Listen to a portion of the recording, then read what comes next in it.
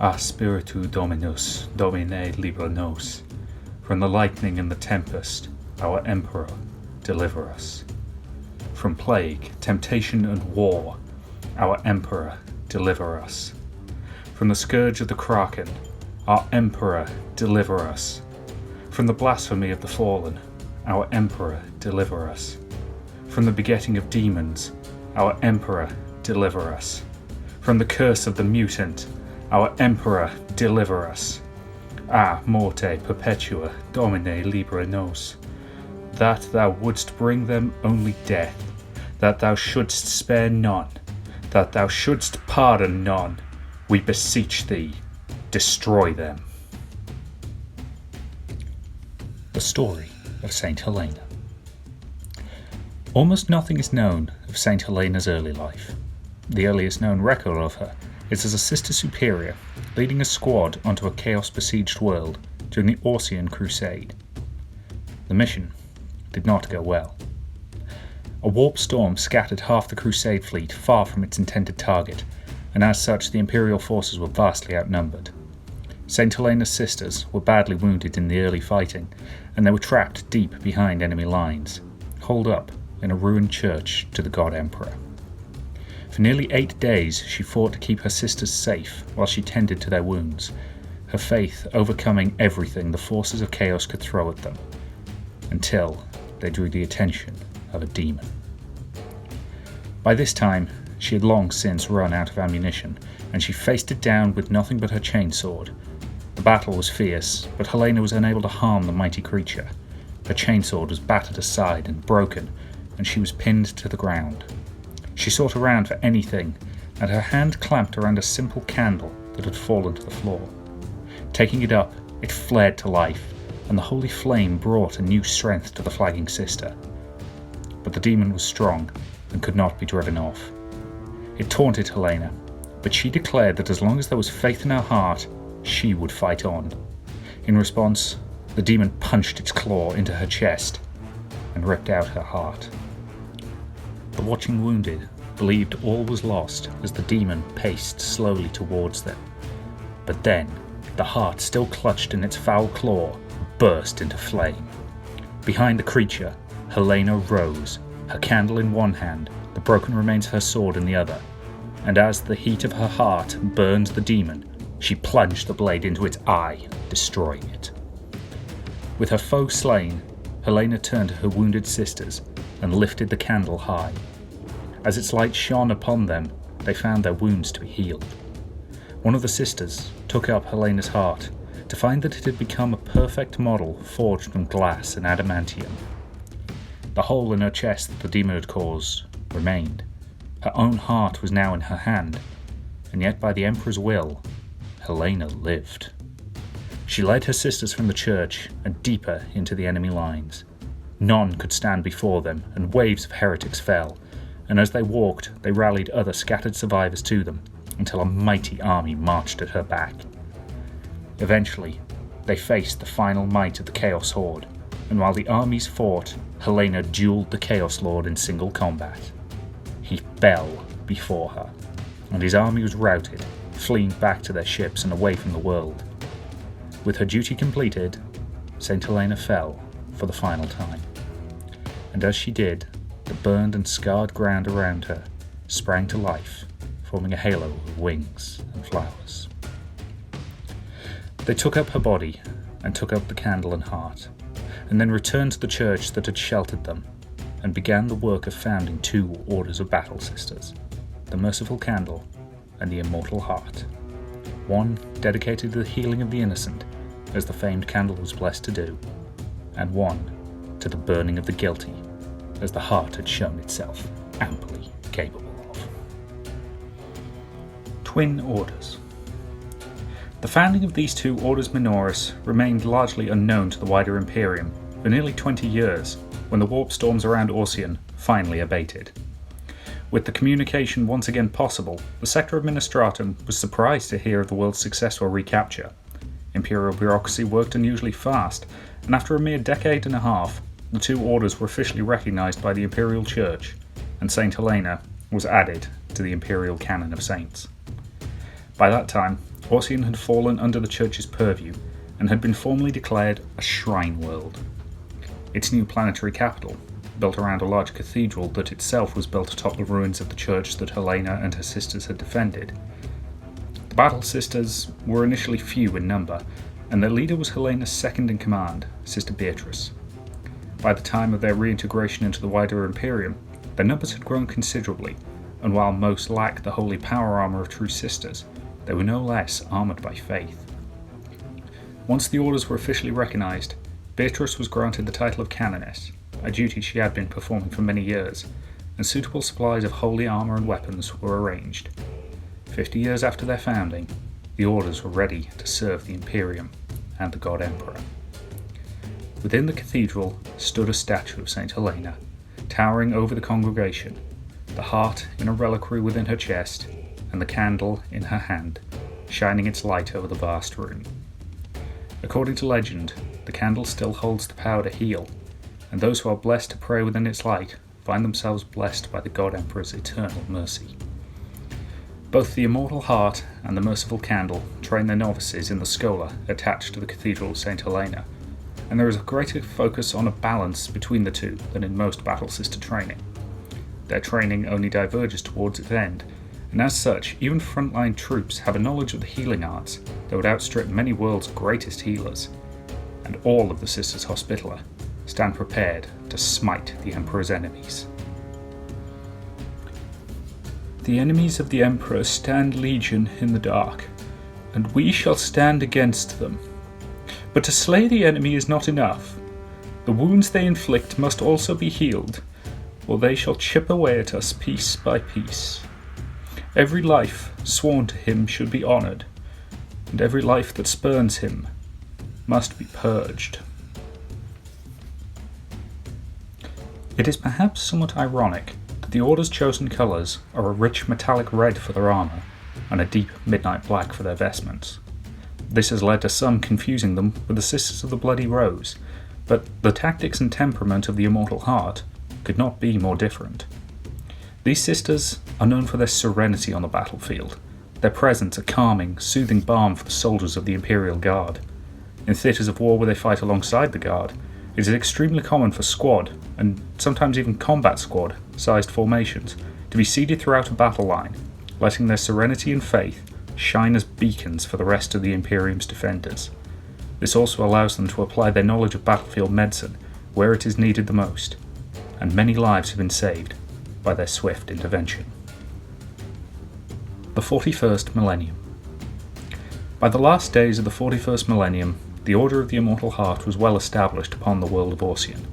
What had once been a small world of interest only to pilgrims had grown to a lesser hive, its people tithed to the Imperial Church.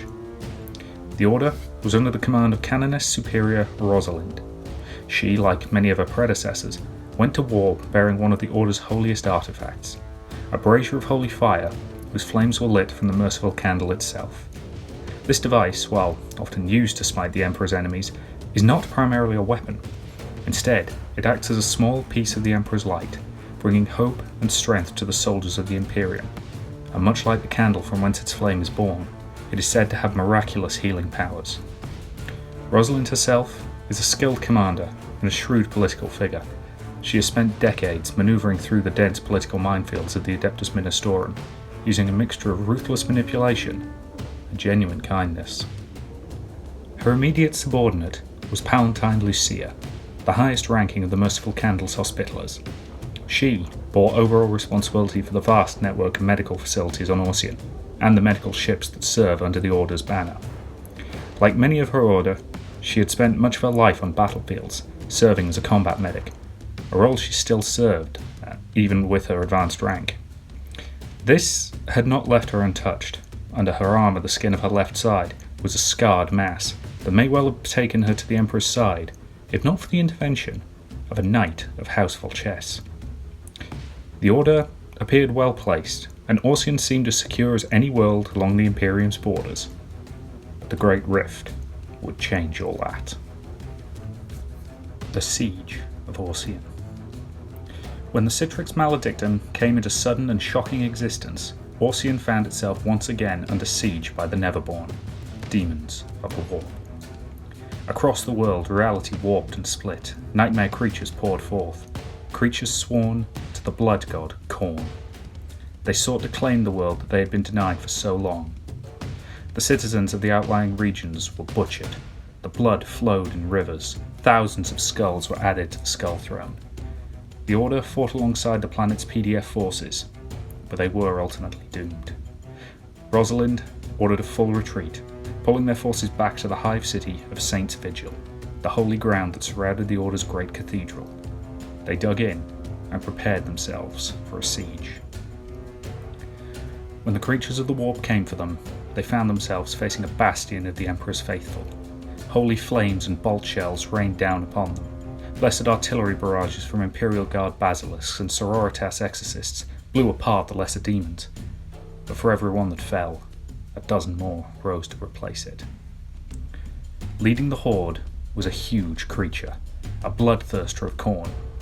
A lesser one, perhaps, than some that had been seen across the Imperium, but still a mighty avatar of blood and of death. One of its hands had been taken from it, a mass of burn scars covering the arm, its hand replaced with a vicious axe of bronze. All who looked upon it knew without question that this was Helena's ancient foe. The wounds that she had burned into its flesh still remained after all those centuries, and in the face of such an implacable foe, many in the city went mad, turning on their neighbours. Even some of the local Arbites fell to the demon's influence, but enough retained their sanity to keep some semblance of order inside Saint's Vigil. Within the cathedral, Canoness Rosalind prayed for the Emperor's guidance. The battle raged for a day and a night while she knelt in supplication before the statue of her saint, and it was then that a child came to her.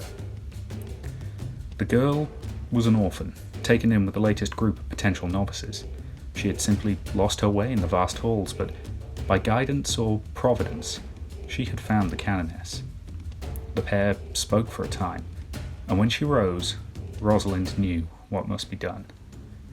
She took up her holy arms and marched forth to face the ancient foe. But she did not go alone. With her sisters at her back, Rosalind marched. To one side was Palantin Lucia, who carried the merciful candle, and on her other side was the orphan girl, Helena's heart held firmly in her grasp. When asked later why she chose to give these relics to others rather than carry them herself, Rosalind would only answer, because the Emperor willed it so. The demon horde met the Emperor's faithful.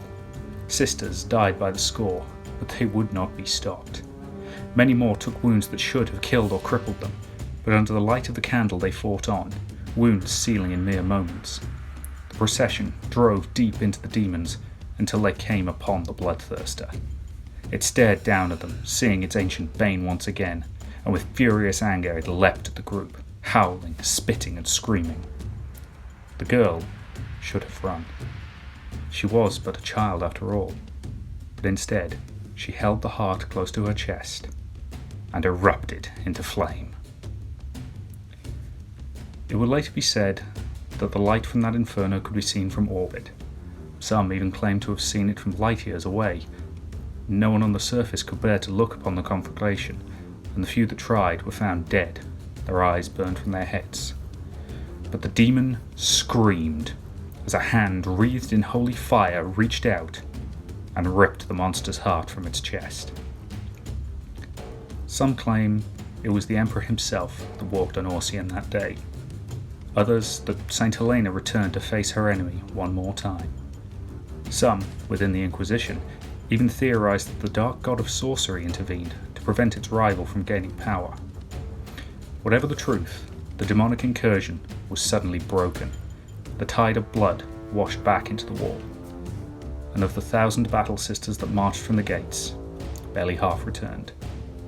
The relics of their saint held in reverence, the body of the orphan girl, born in the arms of Palantin Lucia.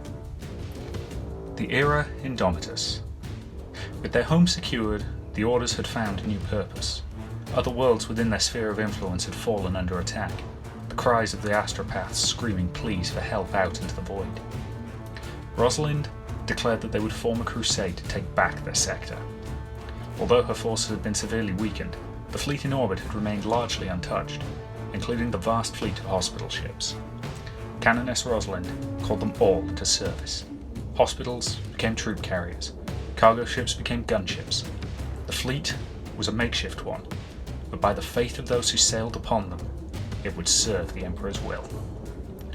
For the next decade, the fleet sailed between the worlds of the Ossian sector, bringing stability where it could and adding to itself as it went. Finally, they received word of the Greater Imperium.